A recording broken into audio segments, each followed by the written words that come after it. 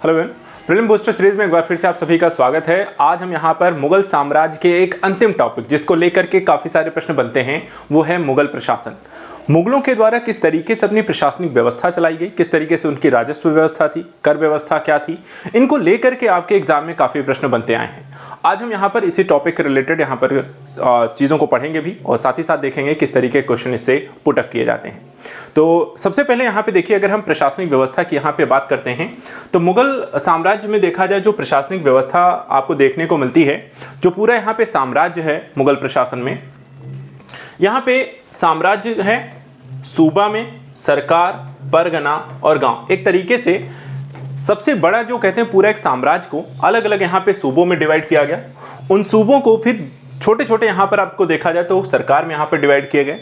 सरकार एक ये हर एक क्षेत्र हैं जिनको नाम दिया गया। जैसे वर्तमान समय में देखा जाए तो एक राष्ट्र है, राष्ट्र में फिर उसके बाद प्रदेशों में विभाजित है, प्रदेशों को फिर जिलों में विभाजित किया गया है, ठीक है, तो जिलों को तहसीलों में विभाजित किया। ये कुछ वैसा ही यहाँ पे था। सरकार को परगना और सबसे छोटी इकाई होती थी यहाँ पर आपको गांव होती थी। अब देखा जाए तो यहाँ पे जो प्रशासनिक व्यवस्था थी वो कैसी थी, केंद्रीय प्रशासन। जैसे वर्तमान समय देखने को मिलती है केंद्र सरकार होती है, राज्य सरकार होती है, केंद्रीय व्यवस्था के अंतर्गत चीजों को संचालित किया जाता है। और केंद्रीय प्रशासन में सर्वप्रथम जो व्यक्ति होता था वहां पे सम्राट होता था। राज्य की जो समस्त सैनिक असैनिक शक्तियां जो होती थी वो भी किसमें निहित होती थी, आपको सम्राट। अर्थात एक तरीके से देखा जाए तो एक केंद्रीय शासन व्यवस्था के अंतर्गत सम्राट के पास यहाँ पे सभी तरीके के अधिकार होते थे कि वो किस तरीके से अपने साम्राज्य को यहाँ पर संचालित करेगा, रूल्स रेगुलेशन बनाएगा और उस हिसाब से यहाँ पर उसका साम्राज्य शासन करेगा। अब अगर हम यहाँ पे देखें सम्राट के जो पदाधिकारी हैं, या ये एक टॉपिक है जहां से आपको एग्जाम में क्वेश्चन पूछने को मिलते हैं कि कौन कौन से अधिकारी हैं और वो किस विभाग से लेकर हैं। ये काफी सारा क्वेश्चन आता है, कई बार इसमें मिलान करने को लेकर भी क्वेश्चन बनते हैं। अब देखिए यहाँ पे एक तरफ आपके पद हैं, दूसरी तरफ यहाँ पर आपको देख सकते हैं उनसे संबंधित यहाँ पे कार्यों की जानकारी दी गई है।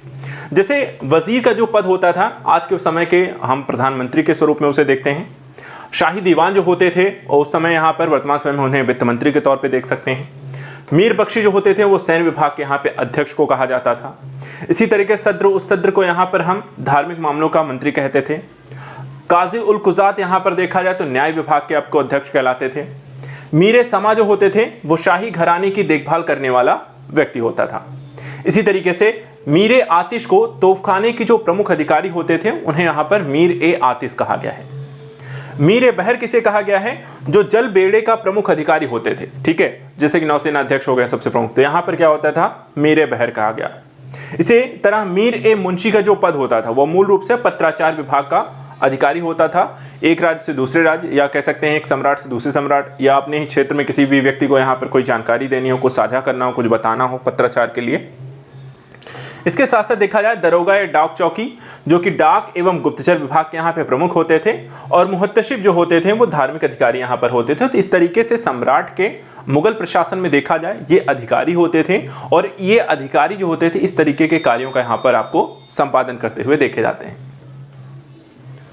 इसके बाद मुगल प्रशासन को हम देखें, जो इनकी प्रशासनिक व्यवस्था हमें कहा कि अलग अलग भागों में इन्हें डिवाइड करके देखने को मिलता है और प्रशासन की जो व्यवस्था देखने को मिलती है, इसमें सबसे पहले देखें तो मुगल प्रशासन में हम प्रांतीय जो प्रशासन था उसको व्यवस्थित यहाँ पे किया गया था। और इसको व्यवस्थित करने का जो श्रेय यहाँ पर मुगल साम्राज्य में जाता है वो किसको जाता है, अकबर को। नाम ध्यान रखिएगा, किसके समय में किस प्रकार की चीज़ों को लाया गया, हटाया गया, ये चीज़ें काफ़ी पूछने को मिलती हैं। तो अकबर के समय से देखा जाए प्रांतीय व्यवस्था को व्यवस्थित किया गया, और औरंगजेब के समय में देखा जाए असद खान ने सर्वाधिक यहाँ पर 31 वर्षों तक दीवान के पद पर आपको कार्य किया। जो मेन फैक्ट हैं उनको हम यहाँ पर देखते चल रहे हैं। केंद्रीय प्रशासन की अगर हम बात करें तो मीर बख्शी जो होते थे उनके द्वारा यहाँ पर, और पत्र के पर हस्ताक्षर के बाद ही सेना को हर महीने यहाँ पर आपको वेतन दिया जाता था। प्रांतों के दृष्टिकोण से हम देखें तो प्रांतों को यहाँ पे सूबे भी कहा जाता था। प्रांतीय प्रशासन को व्यवस्थित करने का जो श्रेय है ये भी अकबर को जाता है, और प्रांतीय प्रशासन जो होता था केंद्रीय प्रशासन का एक प्रतिरूप होता था, और एक छोटे से कह सकते हैं कि आपको क्षेत्र में से डिवाइड करके अलग बड़े साम्राज्य को छोटे छोटे प्रांतों में डिवाइड करके उनको प्रशासन का एक केंद्र बनाया जाता था। इसके बाद प्रांतीय प्रशासन को अगर हम देखें, इसको शासन संचालन के दृष्टिकोण से, तो सूबेदार यहां पर देखा जाए तो सम्राट के आपके प्रतिनिधि के रूप में यहां पर कार्य करता था, और इसका जो मुख्य कार्य होता था वो कानून व्यवस्था को बनाए रखना था। इसके पास सैनिक अधिकार हुआ करते थे। उसी तरीके से दीवाने प्रांत जो होते थे वो वित्त मंत्री होते थे, और अपने कार्यों के लिए केंद्र के प्रति यहां पर मूल रूप से उत्तरदायी होता था। वह प्रांतों में सेना की देखभाल और उनके निरीक्षण के लिए यहाँ पर देखा जाए तो सद्र को यहाँ पर नियुक्त किया गया और यह प्रांतों में धार्मिक हितों की रक्षा करता था। तो यहाँ पर काजी-उज़्ज़ात जो होता थे सूबेदार थे, प्रांतों के सर्वोच्च न्यायाधीश यहाँ पर आपको हुआ करते थे। तो इसी तरीके से यहाँ पर विभिन्न प्रांतों के अधिकारी और उनके कार्यों के बारे में यहाँ पर जानकारी दी गई है। जैसे जिले को फिर सरकार में डिवाइड किया गया, जो सरकार और जिले का प्रशासन था वो कौन देखता था, तो यहाँ पर देखा जाए तो प्रांतों को सरकार या जिले में डिवाइड किया गया था और जिले को ही सरकार कहा जाता था। मूल रूप से वर्तमान समय के जो जिले हैं उनको ही सरकार कहा गया और प्रत्येक सूबा जो होता था क्या करते थे, सूबों को हम फिर छोटे छोटे कह सकते हैं जिलों में या सरकार में डिवाइड कर देते थे। जिले का अपना एक पदाधिकारी होता था जिसे फौजदार कहते थे और ये जिले का सर्वप्रमुख यहाँ पे अधिकारी होता था। सैनिक अधिकारी भी यहाँ पर आपको होते थे और जिले का जो प्रशासनिक व्यवस्था होती थी अमल गुजार, ठीक है, अमल गुजार जो होता था ये जिले का वित्त अधिकारी होता था। ध्यान रखिएगा, ये सारी चीज़ें यहाँ पर पूछे जाते हैं। तो अमल गुजार जो होते थे ये जिले के वित्त अधिकारी थे। काजी-उज़्ज़ात जो होते थे वो जिले का मुख्य न्यायाधीश यहाँ पर होते थे। तो इनके अलग अलग क्षेत्रों में प्रशासन, उन प्रशासन से संबंधित अधिकारी जो कि आपके मुगल प्रशासन की शासन व्यवस्था को संचालित करने के लिए यहाँ पे देखा गया एक पूरी व्यवस्थित प्रशासनिक प्रणाली, जो कि हम वर्तमान समय में भी देखते हैं। जैसे वर्तमान समय आप देखते हैं कि केंद्रीय स्तर पे भी प्रशासन है, फिर उसके बाद प्रदेश के स्तर पर भी प्रशासन है और फिर उसके बाद जिले के स्तर पर भी प्रशासन है, तहसील के स्तर पर भी प्रशासन है और वो सभी एक दूसरे से जुड़े हुए हैं। नीचे से ऊपर की ओर, ऊपर से नीचे की ओर यहाँ पर शासन प्रक्रिया को संचालित करने के लिए आपको जानकारियों का आदान प्रदान, शासन के आदेशों का यहाँ पर पालन करते हैं। तो ठीक वैसी ही कुछ व्यवस्था आपको मुगल प्रशासन में भी देखने को मिलती है, उसी तरीके की आपकी पूरी की पूरी व्यवस्था। जिसमें देखिए अब मुगल प्रशासन में देखा जाए फिर यहाँ पे जो सरकार होता था उसको यहाँ पे परगने में डिवाइड कर दिया गया। परगने को देखा जाए तो यहाँ पर भी सैन्य अधिकारी होते थे जिसको कहा जाता था शिकदार। इसके अलावा फिर परगने को यहाँ पे देखा जाए सबसे छोटी जो गांव की इकाई होती थी, यहाँ पे गांव का यहाँ पे प्रशासन आ जाता है। और मुगल शासन काल में अगर हम देखें जो गाँव है, गांव को एक स्वायत्त संस्था के रूप में माना जाता था। ठीक है, कैसी संस्था? एक स्वायत्त संस्था था और इसके प्रशासन का जो कह सकते हैं प्रशासन का उत्तरदायित्व मुगल अधिकारियों को यहाँ पर नहीं दिया जाता था, बल्कि परंपरागत रूप से ग्राम पंचायतें ही अपने गांव की सुरक्षा, सफाई, शिक्षा सब चीज़ों की देखभाल यहाँ पर करती थी। गांव का जो मुख्य अधिकारी होता था उसे ग्राम प्रधान कहा जाता था और खुद मुकद्दम जो होते थे, चौधरी जिसे कहा जाता था, उनकी सहायता के लिए यहाँ पर आपको देखा जाए पटवारी जैसे अधिकारी होते थे जो राजस्व कार्यों को देखता था। इसी तरीके मुगल काल में पटवारी को राजस्व का 1% यहाँ पर कमीशन के रूप में यहाँ पर उनकी कह सकते हैं उनके अगर जो पटवारी के जो कार्यों के संदर्भ से उनको वेतन के रूप में यहाँ पर उनके कार्यों के लिए 1% यहाँ पर दिया जाता था। इसके बाद आती है सैन्य व्यवस्था। सैन्य व्यवस्था को अगर हम देखें तो मुगलों के समय में जो सबसे आपको देखने को मिलती है, जिसको लेकर क्वेश्चन भी आपको देखने को मिलता है कि सैन्य व्यवस्था कैसी थी, एक मनसबदारी प्रथा लेकर आई गई थी। और मनसब जो होता था जो एक फारसी भाषा है मनसब, और जिसका तात्पर्य होता है किसी व्यवस्था में किसी का स्थान, अर्थात किसी सरकारी सेवा में मनसब उसकी स्थिति का एक तरीके का सूचक कहलाता था। अब मध्य एशिया में अगर हम देखें तो मध्य एशिया में सर्वप्रथम जो है मंगोलों ने ये व्यवस्था आपको शुरू की थी और भारत में इस व्यवस्था को प्रारंभ करने का जो श्रेय जाता है वो अकबर को जाता है, जो 1575 में से प्रारंभ करता है। ये क्वेश्चन में एग्जाम में पूछा गया है कि मनसबदारी व्यवस्था यहाँ पर किसके द्वारा प्रारंभ की गई, तो अकबर के द्वारा 1575 में। और मध्यकालीन व्यवस्था में देखा जाए सरकारी सेवाओं के यहाँ पर 3 वर्ग बनाए गए। पहला सैनिक अधिकारी, दूसरा लेखा अधिकारी और तीसरा बुद्धिजीवी वर्ग बनाया गया। अकबर ने इन तीनों को मिला दिया और सभी को यहाँ पर मनसबदार कहा। यहाँ पे अलग अलग जो विभाजनकारी व्यवस्था थी उसे समाप्त करके सबको यहाँ पे मनसब ही कहने लगे। अब मनसबदारी व्यवस्था के यहाँ पर अकबर के द्वारा देखा जाए तो 2 सिद्धांत बनाए गए। पहला, सभी मनसबदार जो होते थे व्यक्तिगत रूप से सम्राट के अधीन हुआ करते थे और प्रत्येक मनसबदार के यहाँ पे 2 पद दिए जाते थे। एक होता था जात पद, जो मनसबदार का व्यक्तिगत दर्जा होता था, उसकी वरिष्ठता का सूचक होता था और जात पद से ही उसका यहाँ पर वेतन भी निर्धारित होता था। दूसरा यहाँ पे सवार पद होता था और सवार पद इसमें एक मनसबदार को कितने घोड़े और घुड़सवार यहाँ पे रख सकता था इस चीज का यहाँ पर निर्धारण होता था। तो इस तरीके से एक वर्गीकरण किया गया था सैन्य व्यवस्था में, ऊपर से नीचे कौन होगा और किसके पास कितनी बड़ी सेनाएं हो सकती है, घुड़सवार हो सकते हैं, उसको यहाँ पर विभाजनकारी एक व्यवस्था आपको जात पद और सवार पद के माध्यम से मनसबदारी व्यवस्था में आप कह सकते हैं विभाजित किया गया था। अब यहां पे देखिए अकबर के बाद जब जहांगीर आते हैं तो जहांगीर के द्वारा जो मनसबदारी व्यवस्था रहती है इसमें भी कुछ चीजों को शामिल किया, जैसे कि जहांगीर ने सवार पद में यहाँ पे आसपास और एवं दुअस्पा, ठीक है। दुअस्पा यहाँ पर प्रक्रिया को यहाँ पर आवे, एक वस्पा दुअस्पा की प्रक्रियाएं लेकर आई गई, जिसका तात्पर्य होता था एक सवार या दो सवार, ठीक है। जो घोड़े होते थे, किसके पास कितने सवार या घोड़े यहाँ पे हो सकते थे, उसको एक वस्पा या द्विअस्पा प्रणाली यहाँ पे कहा गया, जिसमें एक सवार के पास 3 घोड़े, और मनसबदारी व्यवस्था के तहत यहाँ पे वंशानुगत नहीं थी, बल्कि योग्यता के आधार पर यहाँ पर चुना जाता था। अर्थात किसी को ऐसा नहीं है कि उनके पिताजी को अगर नौकरी मिल गई है या मनसबदारी व्यवस्था उनके पास है तो आगे चल के उनके पुत्र को भी वैसे ही मिल जाएगी। आपको साबित करना होता था कि नहीं, आप इसके योग्य हैं, तभी यहाँ पर आपको मिलेगा। अब यहाँ पे 10 से लेकर 500 तक मनसब प्राप्त करने वाला मनसबदार और 2500 से ऊपर तक मनसब प्राप्त करने वाला अमीर ए आजम यहाँ पे आपको कहलाता है। इसके आगे अगर हम देखें इसमें, अब यहाँ पे देखिए जो व्यवस्था यहाँ पर आपको शासन संचालन के लिए चलाई गई थी, इसमें 500 रुपए से लेकर 2500 तक यहाँ पर देखा, 500 से लेकर 2500 तक मनसब प्राप्त करने वाला उम्रा, अर्थात कि मनसबदारी प्रथा में किसके पास कितने यहाँ पर आपको मनसब को दिया जाना था, उसके आधार पर उनके नाम भी आपको प्रोवाइड किए गए थे। तो 10 से 500 मनसब रखने वाले को अमीर आजम, और 500 से 2500 तक मनसब प्राप्त करने वाला जो व्यक्ति होता था उसे उमरा कहा गया। इसी तरीके से भू राजस्व व्यवस्था को अगर हम देखें जो मुगल काल में देखने को मिलती है, उसमें भी आपको अलग अलग चीजें देखने को मिलती हैं। मुगल काल में अकबर के लिए जो समय था, भू राजस्व व्यवस्था को में काफी सुधार किया गया, और इसका जो श्रेय दिया जाता है वो टोडरमल को जाता है। टोडरमल जो थे वो अकबर के समय में उनके शाही दीवान थे, उनके 9 रत्नों में से एक थे। और टोडरमल को देखें तो 5080 में देखा जाए 1580 में आईने दहशाला नामक यहाँ पर व्यवस्था प्रारंभ करने और जब्ती प्रणाली का एक उत्तम स्वरूप यहाँ पर प्रारंभ करने का श्रेय भी दिया जाता है। इनके द्वारा इसके अंतर्गत प्रत्येक परगने के कानूनगों को यह निर्देश दिया गया कि भूमि को करीब 4 वर्गों में विभक्त किया जाए, और इसमें देखा जाए जो 4 वर्ग यहाँ पे आपको बनाए गए, जिसमें पोलज, परती, चाचर और बंजर थे। पोलज में देखा जाए जहाँ प्रत्येक वर्ष आपको खेती होती थी, परती जिसमें 1 वर्ष छोड़कर खेती की जाती थी, चाचर जिसमें 3 से 4 वर्ष में खेती होती थी, और बंजर जिसमें देखा जाए 5 वर्ष से खेती ना हुई हो। तो इस तरीके से भूमि को विभाजित किया गया था। भू राजस्व व्यवस्था के अंतर्गत अगर हम देखें तो अकबर के द्वारा यहाँ पर भू राजस्व के अतिरिक्त प्रत्येक बीघा पर करीब 10 सेर अनाज यहाँ पर लेता था, जिसे दहसरी यहाँ पर भी कहते थे। 10 सेर अनाज दहसरी, ठीक है। अकबर के द्वारा अजमेर में देखा जाए तो भू राजस्व को घटा दिया गया था, और औरंगजेब के समय में देखा जाए तो भू राजस्व को यहाँ पर बढ़ा दिया गया था। तो एक तरीके से इसे ध्यान रखना है।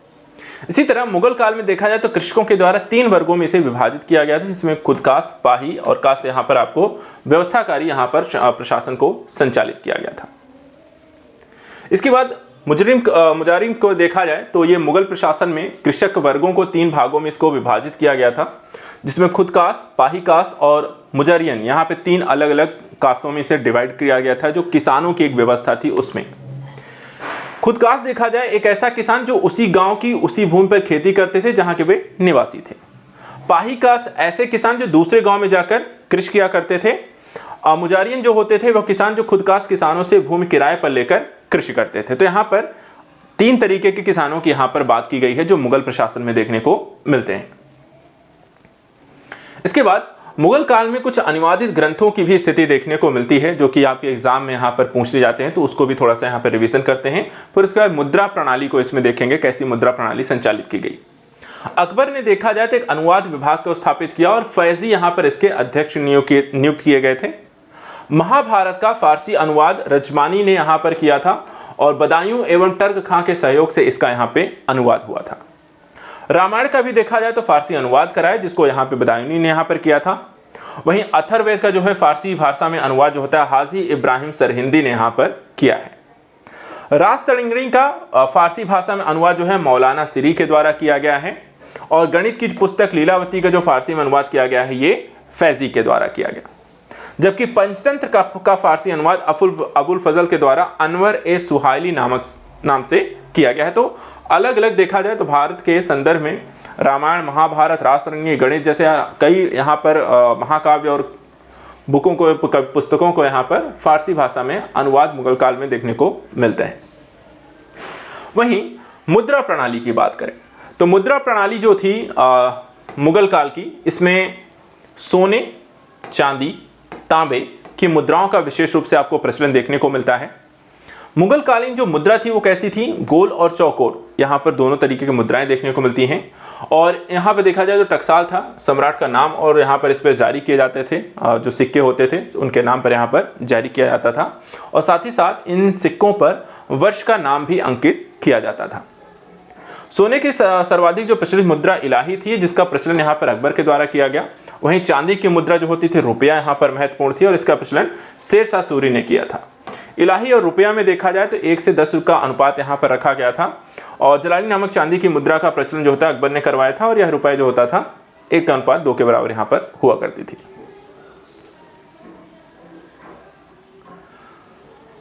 मुगल प्रशासन में रुपया और दाम 9:40 का यहाँ पर आपको अनुपात देखने को मिलता है। वहीं अकबर की मुद्राओं में कुछ विशेष प्रकार की लिपि और चित्र भी देखने को मिलते हैं, जैसे कि अकबर की कुछ मुद्राओं में राम और सीता के चित्र देखने को मिलते हैं। वहीं पर देवनागरी लिपि भी जो है, इसमें राम और सिया जो होती है वो लिखा गया है, देवनागरी लिपि में लिखा गया है।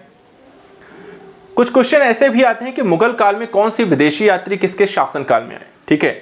जैसे कि यहाँ पे रॉल्फ फिच हैं, जो 1583 से लेकर 1591 ईस्वी के दौरान अकबर के समय में यहाँ पर आया, एक अंग्रेज यात्री था, और ये फतेहपुर सीकरी की और आगरा की जो तुलना करता था उसने लंदन से की है। इसी तरह कैप्टन हॉकिंस जो हैं 1608 से 1611 ईस्वी में ईस्ट इंडिया कंपनी के प्रतिनिधि के रूप में जहांगीर के दरबार में पहुंचता है, और जहांगीर इसे करीब 400 का मनसब यहाँ पर प्रदान करता है। वहीं सर टॉमस रो जो है 1615 से लेकर 1618 ईस्वी तक ब्रिटिश सम्राट जेम्स प्रथम के राजदूत के रूप में यहाँ पे आते हैं, और जहांगीर के दरबार में भी देखा जाए तो ये भी आता है। इनको लेकर भी एग्जाम में आपसे क्वेश्चन बनते हैं। इसी तरीके से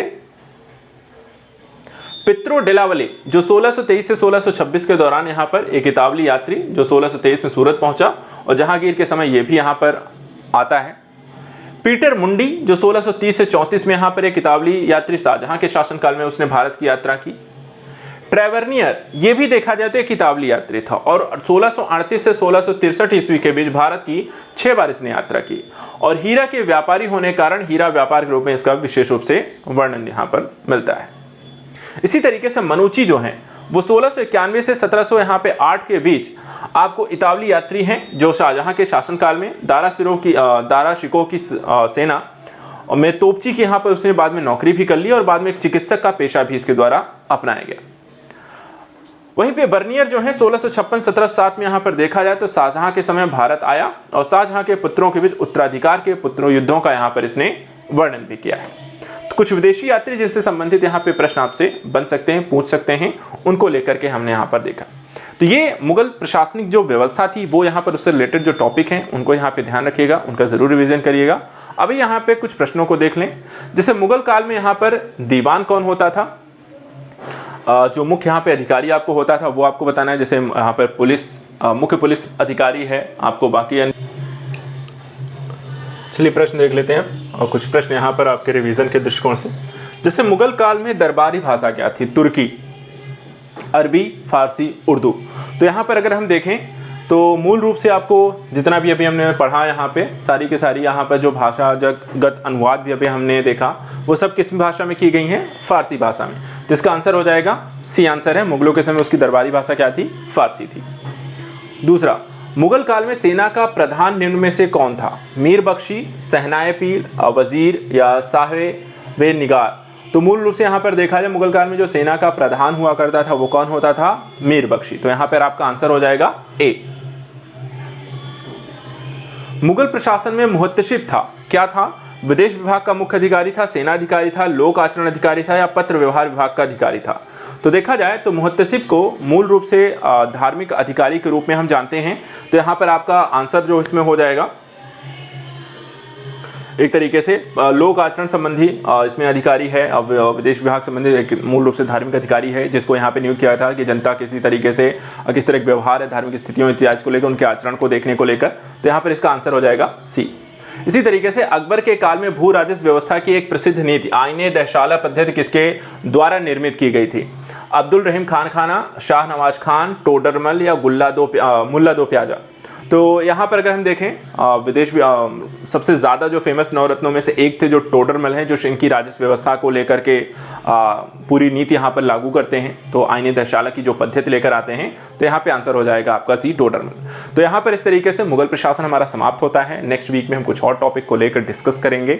आप लोग देखिए रिवीजन यहाँ पे करते रहिए, आपको जो मैं टॉपिक दूंगा अपने स्तर पे आप पढ़ते रहिए, मैं अपने स्तर पे आपका रिवीजन यहाँ पे कराता चलूंगा। जो इंपॉर्टेंट टॉपिक लगेंगे उनके वीडियोस में आपको लेकर आता रहूंगा, उनसे रिलेटेड क्वेश्चन भी आपको लेकर आता रहूंगा। लेकिन आप अपने स्तर पे जो टारगेट वीक दिए जाएंगे उन्हें जरूर फॉलो करें, उनको अपने स्तर पे पढ़ते चलें, उनका रिवीजन करते चलें। बाकी यहाँ पर मेरी जो वीडियो प्रीलिम बूस्टर सीरीज के तहत आती रहेगी उसको भी फॉलो करते रहिए, रिवीजन करते रहिए जो आपको हेल्पफुल यहाँ पे लगता है। लेकिन अपना जो टाइम है, देखिए आधे घंटे की ये वीडियो आएंगी, लेकिन उसके अलावा आपके पास जो 23 घंटे हैं उनका यूज यहाँ पर अपने स्तर पे पढ़ने को लेकर जरूर करिएगा। तो आज के लिए इतना ही। Thank you so much and good luck.